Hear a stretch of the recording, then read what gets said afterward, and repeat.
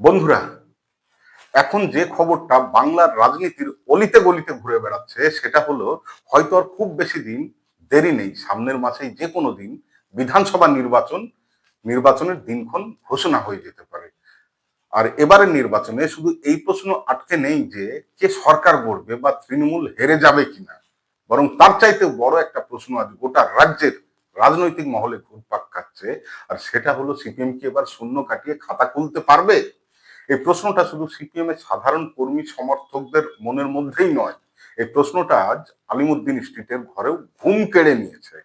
আর সেই কারণেই এবার রাজ্য সিপিএম এর প্রথম ও প্রধান টার্গেট একটাই, খাতা খোলা, বিধানসভায় আবার লাল পতাকার উপস্থিতি। আর সেই লক্ষ্যেই সিপিএম এবার পাখির চোখ করেছে পাঁচটা নির্দিষ্ট আসন।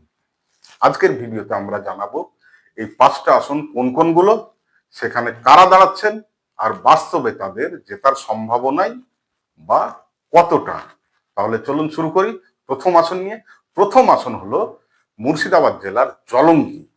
জলঙ্গি একটা সময় যে নামটা শুনলেই বলা হতো এটা বামেদের লাল দুর্গ। 2021 সালে এখানে সিপিএম এর হয়ে লড়াই করেছিলেন সাইফুল ইসলাম মোল্লা। ভোট পেয়েছিলেন প্রায় 44,564, মানে প্রায় 20%। এবারেও এখান থেকে সিপিএম এর রাজ্য সম্পাদক মোহাম্মদ সেলিমের প্রার্থী হওয়ার প্রবল সম্ভাবনা। সবচেয়ে গুরুত্বপূর্ণ বিষয়, মোহাম্মদ সেলিম নিজে এই সিট নিয়ে দারুণ কিন্তু আশাবাদী। কিন্তু প্রশ্ন একটাই, দল আশাবাদী কিন্তু জনগণ কি ভাবছে, সেটাই এখন আসল পরীক্ষা। এবারে আমরা আলোচনা করব দ্বিতীয় আসন নিয়ে। দ্বিতীয় আসনটাও কিন্তু মুর্শিদাবাদের ডোমকল। ডোমকল মানে হচ্ছে লড়াই। 2021 সালে সেখানে সিপিএম এর প্রার্থী ছিলেন কমরেড মুস্তাফিজুর রহমান রানা। তিনি পেয়েছিলেন প্রায় 80,000 ভোট, মানে প্রায় 35%। এবারেও ডোমকল থেকেই লড়ছেন মুস্তাফিজুর। প্রশ্ন একটাই, এবার কি ভাগ্যের চাকা পুরো ঘুরবে?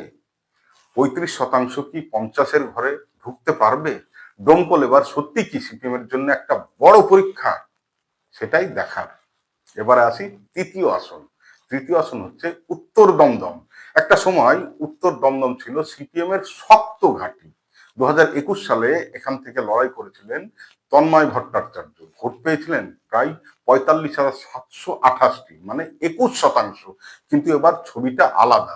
এবার উত্তর দমদমে সিপিএম এর সম্ভাব্য প্রার্থী হচ্ছে কমরেড শতরূপ ঘোষ, দলের অন্যতম পরিচিত লড়াকু মুখ, সুবক্তা।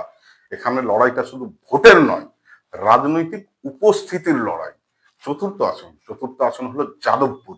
যাদবপুর মানেই রাজনৈতিক সচেতনতা। 2021 সালে এখানে সিপিএম এর হয়ে লড়াই করেছিলেন ডক্টর সুজন চক্রবর্তী। ভোট পেয়েছিলেন প্রায় 59,231, মানে 27%। এবার যাদবপুরে আসছে নতুন মুখ, নতুন প্রজন্ম।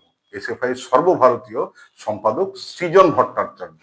এই লড়াইটা আসলে অভিজ্ঞতা বনাম তরুণ রাজনীতির, পুরনো বনাম নতুন বাম।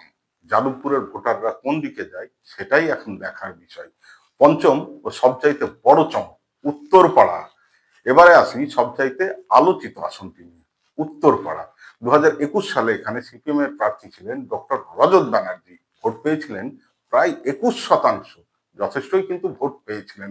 কিন্তু এবার সিপিএম খেলছে সবচাইতে বড় বাজি এখান থেকে।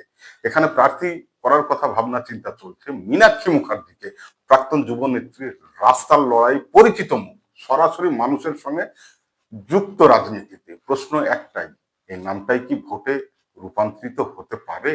শেষ কথা, এই পাঁচটা আসন জলঙ্গি, ডোমকল, উত্তর দমদম, যাদবপুর আর উত্তরপাড়া, এই পাঁচজন মুখ যদি সত্যি বিধানসভায় পৌঁছাতে পারেন, তাহলে একটাই কথা বলা যায়, সিপিএম আবার প্রাসঙ্গিক হয়ে উঠবে পশ্চিমবঙ্গের রাজনীতিতে। লাল রাজনীতি আবার আলোচনার কেন্দ্রে আসবে। কিন্তু রাজনীতি হলো সম্ভাবনাময় শিল্প, ভোটের বাক্সেই সব ফয়সালা হয়। আপনাদের কি মনে হয়, এই পাঁচটার মধ্যে কটাতে সিপিএম জিততে পারে, নাকি এবারেও শূন্যই থাকবে খাতা? কমেন্ট করে আপনার মতামত অবশ্যই জানান। ভিডিও ভালো লাগলে লাইক দিন, শেয়ার করুন। আর এমন রাজনৈতিক বিশ্লেষণ পেতে চ্যানেলটিকে সাবস্ক্রাইব করতে ভুলবেন না। ধন্যবাদ।